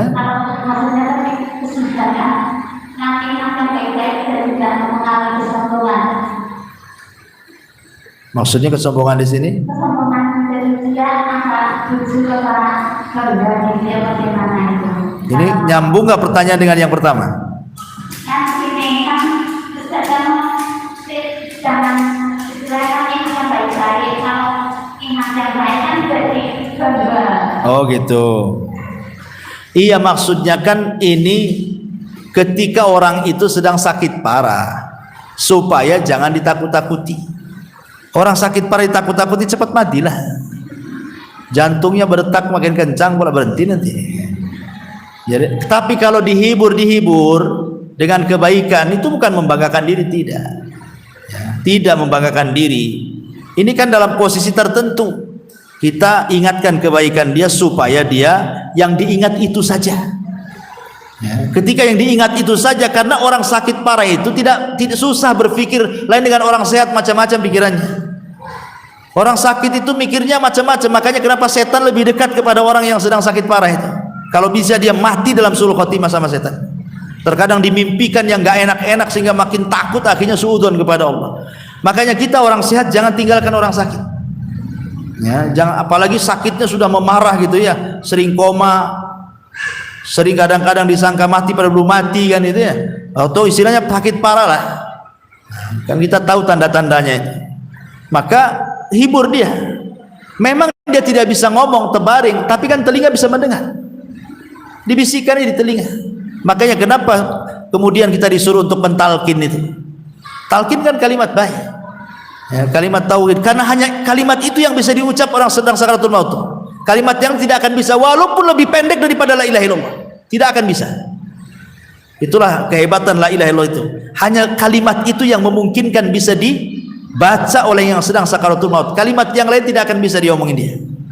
Makanya kenapa kemudian kalimat itu yang dibisikkan. Kalau dia masih merespon, ya hibur dialah.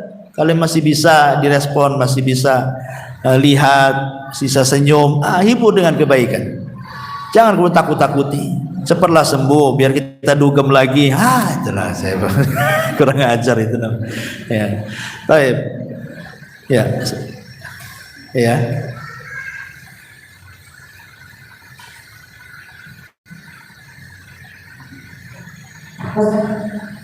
Cerita pertanyaan, jadi ada salah seorang teman kita ini, alhamdulillah baru mendapat hidayahnya, sehingga setelah mengikuti beberapa kajian, beliau ini memahami makna riba. Padahal rumah yang tempatnya sekarang ini masih dalam pembelian dan cara riba, dan masih 13 tahun lagi melunasinya, Ustaz. Dan beliau berkeinginan untuk menjual rumah tersebut. Namun zaman sekarang ini untuk membeli pembelian cash kan sulit, Ustaz. Dengan cara oper kredit pun otomatis menjerumuskan orang lain untuk masuk dalam riba. Dan juga kalau misalnya main oper kredit di status di bank pun masih pembeli pertama namanya tercatat di sana. Itu bagaimana menurut kita solusinya? Ya, alhamdulillah. Yang pertama, terus istiqomah. Karena terkadang orang yang baru hijrah itu banyak tuh cobaannya. Orang yang baru hijrah itu cobaannya banyak. Dan terkadang cobaan itu kalau sudah datang itu bisa beruntun tuh. Saya masih ingat dulu ada orang kerja di bank. Ya. Kemudian waktu itu dia ngaji ke salah seorang ustadz juga. Ustadz ini sangat tegas gitu. Oh, bank itu maksudnya konvensional, bukan syariah ya. Itu ribawiyah, itu fatwa MUI dan macam-macam. Akhirnya ketakutan, langsung dia main keluar dari bank. Keluar dari bank, padahal dia gaji tinggi. Jabatan di bank itu lumayan. Dia hidup di perumahan menengah. Ya. Tapi masih ngontrak, tapi menengah. Ada mobil. Kemudian anaknya bisa disekolahkan dengan layak lah di situ. Pas keluar dari bank mendadak, apa yang terjadi? Dia pikir langsung bisa dapat kerja. Tawakalnya tinggi. Rupanya lantang-lantung sana sini tidak dapat pekerjaan. Dia coba kerja ini tidak diterima. Dia kerja itu gagal. Akhirnya larinya kemana? Jual es. Berapalah penghasilan es itu? Jual es keliling itu nggak banyak. Akhirnya kemudian tidak sanggup nyewa di perumahan menengah, gantilah perumahan kecil. Mobilnya dijual untuk modal. Nggak punya mobil ganti motor. Kemudian setelah setengah tahun kalau nggak salah, setelahnya kemudian anaknya nggak bisa lagi sekolah, nggak sanggup, terpaksa berhenti anak-anaknya, nggak sanggup nyekolahkan. Akhirnya setelah beberapa bulan setelahnya itu cekcok keluarganya, amburadul. Akhirnya berakhir dengan perceraian. Ini terjadi. Ya. Artinya begini, menjauh dari riba itu bagus. Secara hukum Islam, kalau yakin man taraka syai'an lillahi awadallahu khairan minhu. Siapa yang meninggalkan sesuatu karena Allah, yakin pasti Allah akan ganti yang lebih baik. Tapi kan harus melihat maslahat dan mafsadahnya. Orang itu lihat sisi rusak dan sisi baiknya, ya kan? Sisi rusaknya apa, sisi baiknya apa? Kalau sudah jelas konsekuensinya, suami istri siap menerima, ini suami siap meninggalkan riba, istri pula belum. Ini jadinya percerai kan? Istri biasa senang di rumah menengah, ada mobil, anaknya enak, sekolah cukup gitu, dihormati orang di sekitarnya. Tiba-tiba ketika suaminya tobat, hijrah, istrinya belum siap. Akhirnya luntang-lantung dia, mobil dijual, akhirnya rumah lebih kecil lagi, anaknya ditarik di sekolahan, berakhir dengan perceraian. Artinya kalau mau menghijrah, memang ini sudah oke lah suami istri ya, sudah sama-sama memang hijrah, sudah ingin berubah, kan enak tuh. Maka di sisi lihat juga kan, sekarang gara-gara keluar dari riba kemudian cerai kan mafsadahnya lebih besar. Anaknya akhirnya luntang-lantung nggak jelas, ikut bapak ke ikut emak kan itu. Jadi banyak kerusakannya di balik itu. Kita tetap mengharamkan riba. Ya, tapi jangan langsung fatwa, oh antum harus keluar dari riba, enggak kayak gitu juga cara. Ini sadis sekali kan itu. Jadi tetap kita jelaskan riba haram. Kalau ada yang mengatakan gimana dengan saya Ustaz, saya harus keluar, lihat masalah mafsadahnya dulu. Kalau dengan antum keluar, antum yakin, percaya, tawakal kepada Allah, bismillah. Ya, kalau antum belum yakin bisa keluar, maka tata dulu dengan baik, baru keluar. Jangan terlalu lama, minta berdoa kepada Allah, mudah-mudahan dapat pekerjaan lain yang lebih halal. Ya. Jadi Islam itu tidak sekaku itu maksudnya ya. Jadi jangan terlalu kaku. Ini semua main jual-jual, main beli-beli, main keluar-keluar, akhirnya stres semuanya kan. Nah, jadi saran saya kalau yang terjadi tadi, ya, ini dengan cara begini dijual nggak ada yang laku, ya. Dijual murah nggak ada untungnya, hanya kembalikan uang pokok aja nanti kan, itu nggak ada untungnya kan. Kemudian kalau dioper kredit seolah menjerumuskan orang. Ya. Sekarang ini kita ambillah akhaf dararainnya, walaupun dua-duanya apa namanya buruk, tetapi kan ambil yang paling ringan keburukannya. Kalau ada yang mau oper kredit kasih, ya, itu kan yang lebih mudah kan, namanya akhafu dararain kan itu. Dua-duanya jelek, mau ngambil ini jelek, ngambil itu juga jelek kan itu. Tapi mana yang paling ringan? Ambil yang paling ringan. Dua-duanya rusak, ambil yang paling ringan kerusakannya. Kalau tidak bisa jual cash ya sudahlah. Yang penting saya sudah terhindar daripada riba. Itu gimana? Ya walaupun satu sisi kan saya menjerumuskan orang. Ya ini itu kan memang namanya juga gimana ya? Nggak bisa kita putuskan yang seperti ini. Ya, tapi sebenarnya coba berdoa dulu, mudah-mudahan yang ada yang cash itu kan lebih baik. Berdoa dulu, coba minta kepada Allah, ambil waktu-waktu yang mustajab gitu. Mudah-mudahan nanti ada pembeli yang cash itu. Ada, sampai ada juga yang luar biasa, dia saking yakinnya dengan riba itu haram. Ya. Dia keluar, dia punya rumah, ya kasus kayak gini, rumah KPR gitu ya. Rumahnya lumayan gitu ya, berapa ratus juta lah harganya. Jadi ketika dia sudah hijrah, dia pengen jual rumah itu. Oh, ditentang sama keluarganya. Nanti kalau kau jual rumah, apalagi ini apa namanya masih belum lunas cicilannya, nanti kamu gak punya rumah, ngontrak kamu nanti. Jadi sebab keluarganya malah ditakut-takuti. Tapi Ikhwan ini yakin bahwa insya Allah kalau saya meninggalkan sesuatu karena Allah, Allah kasih ganti. Subhanallah, dengan yakin yang gak dihiraukan tuh keluarganya. Tapi ini dah kompak suami istri memang. Dijual rumah itu. Rupanya subhanallah dalam waktu yang sama dia jual rumah itu murah. Rupanya ada rumah yang jauh lebih baik daripada rumah dia, harganya jauh lebih murah dan dia bisa mengembalikan pokoknya. Ini terjadi. Ya, ada yang terjadi, ya ada yang seperti itu. Ya, mungkin tergantung orangnya kan itu ya.